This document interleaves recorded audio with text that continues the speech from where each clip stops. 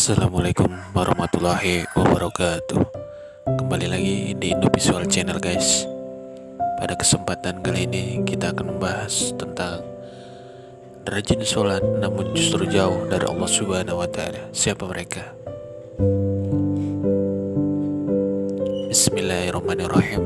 Alhamdulillahirabbil alamin. Wassalatu wassalamu ala asyrofil anbiya'i wal mursalin wa ala alihi wa sahbihi ajmain. Amma ba'du.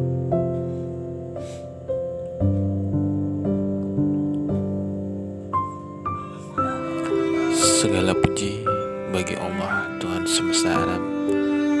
Rahmat dan keselamatan semoga terlimpah atas paling mulianya Nabi dan Rasul,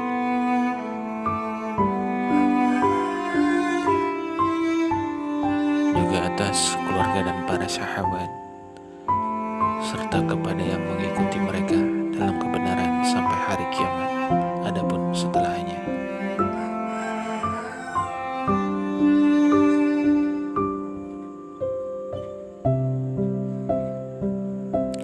pertama-tama marilah kita semua panjatkan puji syukur kehadiran Allah Subhanahu wa Ta'ala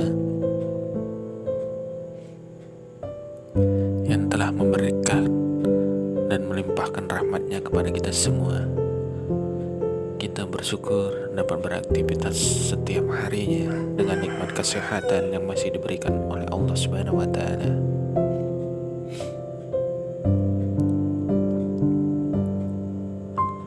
Tak lupa pula salawat dan salam semoga tercurah kepada junjungan kita Nabi besar Muhammad sallallahu alaihi wasallam serta kepada keluarga dan sahabat-sahabatnya yang mulia.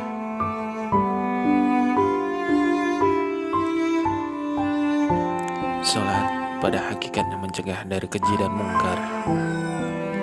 Rasulullah sallallahu alaihi wasallam pernah bersabda, akan datang pada manusia umat Muhammad suatu zaman banyak orang merasakan dirinya sholat padahal mereka sebenarnya tidak sholat. Hadis riwayat Ahmad. Perintah sholat adalah untuk mengingat Allah Subhanahu wa Ta'ala. Dikatakan dalam surat An-Nisa ayat 43, sehingga kamu mengetahui akan apa yang kamu ucapkan. Karena itu dalam mengerjakan sholat tidak boleh lalai. Yang dimaksud lalai adalah tidak mengetahui maksud apa yang dibaca dan apa yang dikerjakan, apalagi jika kurang memperhatikan syarat, rukun, dan ketentuan-ketentuan sholat lainnya. Maka yang diperoleh hanyalah payah dan letih. Rasulullah menyatakan berapa banyak orang yang sholat malam, keuntungan yang diperoleh hanyalah payah dan letih. Hadis riwayat Ibnu Majah.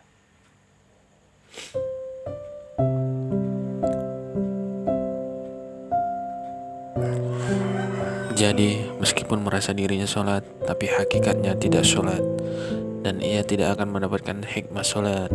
Sholatnya pun tidak menambah dekat kepada Allah Subhanahu wa Ta'ala, tapi justru sebaliknya. Rasulullah menegaskan, barang siapa yang sholatnya tidak dapat mencegah perbuatan keji dan mungkar, maka tidak bertambah baginya kecuali semakin jauh dari Allah. Hadis riwayat Ali ibnu Mabad.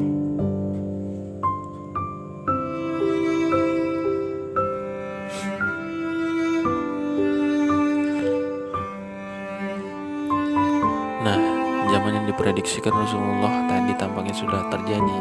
Kini isyaratnya, meskipun bangsa Indonesia mayoritas muslim dan tentu saja banyak yang sholat, tapi tak sedikit pula di antara mereka yang masih tetap melakukan perbuatan keji dan mungkar. Ironisnya, dari hari ke hari frekuensinya tidak semakin menurun, bahkan dari segi kuantitas maupun kualitas semakin meningkat, seperti tindak KKN, perzinahan, dan kejahatan lainnya.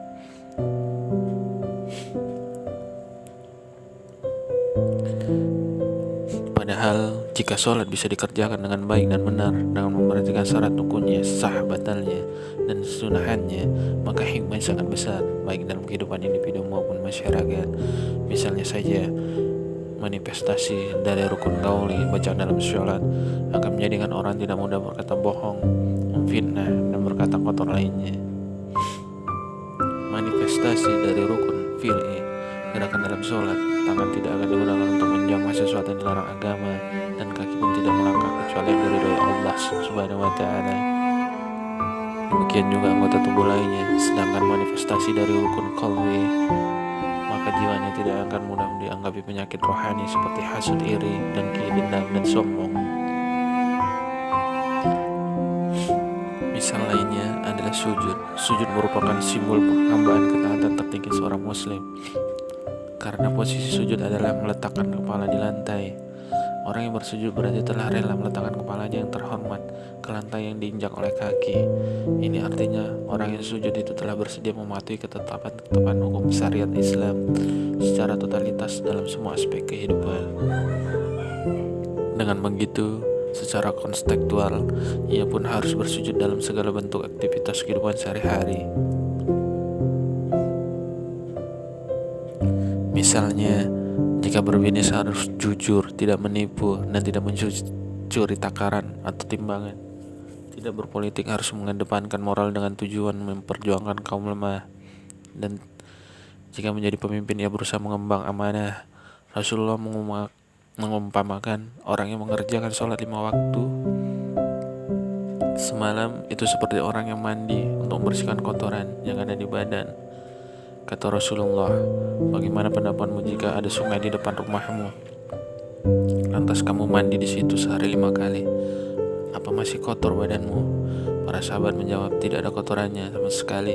Kemudian beliau bersabda, maka seperti itu juga sholat 5 waktu. Maka Allah akan menghapus dosa-dosa dengan sholat. Hadis riwayat Bukhari Muslim. Demikianlah penjelasan mengenai rajin sholat namun justru jauh dari Allah Subhanahu wa Ta'ala. Semoga kita dijauhi dari orang-orang yang tersebut. Amin amin ya rabbal alamin. Assalamualaikum warahmatullahi wabarakatuh.